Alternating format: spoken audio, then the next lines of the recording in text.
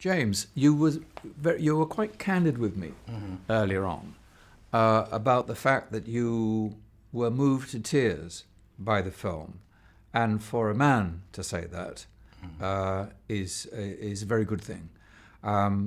It has a very strong emotional centre. I think that Kipling was, well, I know that Kipling was very engaged with the journey of the boy, man, child into manhood, and how he perceived that journey could be and should be codes of behaviour, etiquette, bravery, courage, honesty. And I found it quite energizing and motivating, whatever the word is, to think of myself as Kipling in the story, that Bagheera is Kipling as the storyteller, as well as the military guide and mentor.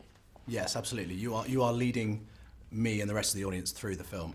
And I have to say, it doesn't take much for me to cry in Disney movies. Don't spoil it.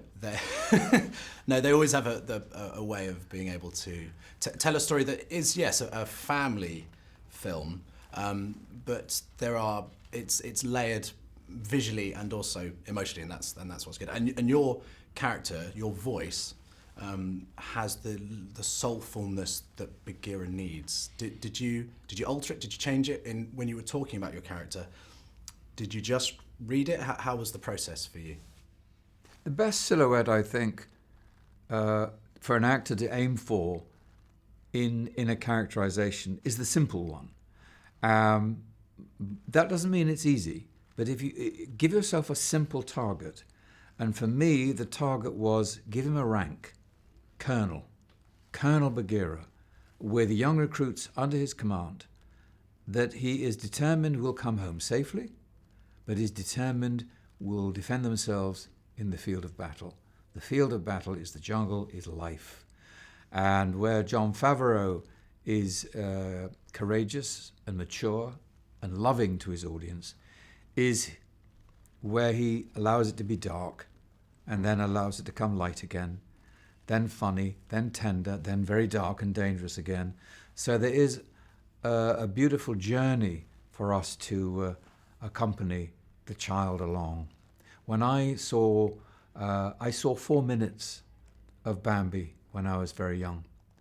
I say 4 minutes because I howled my head off so much as a little boy. I was removed from the screening for my own good. It was a shame because my parents should have had the sense to let me sit through it, because it gets better. You know, there is redemption there. It's not all dark. But unfortunately, I did howl my head off when I first saw Bambi. And that same trigger is still there in me. I don't think it ever leaves you. You hit a certain primal nerve in us, and you will get a very honest and frank emotional reaction. This film, obviously a lot of people will talk about the original movie, but from what I've heard from Bill Murray talking, and as you alluded to at the beginning of our interview, this is closer to the original tale, and the original movie is almost separate entirely. Is that how you see it? I really place Kipling in a wonderful line of British writers, and he comes not too long after Charles Dickens. And Dickens himself was fascinated by the plight of the orphan, the child surviving and thriving, hopefully, in a world into which he's been basically abandoned. And there is a Disney tradition that reflects this in Bambi, which I just mentioned, and Dumbo and Pinocchio. And Kipling also has that fascination because our child is an orphan as well. And he is thrown into this environment into which he has to thrive. So I think that this is the eternal theme that Kipling is tapping into, and I think that Jon Favreau has tapped into.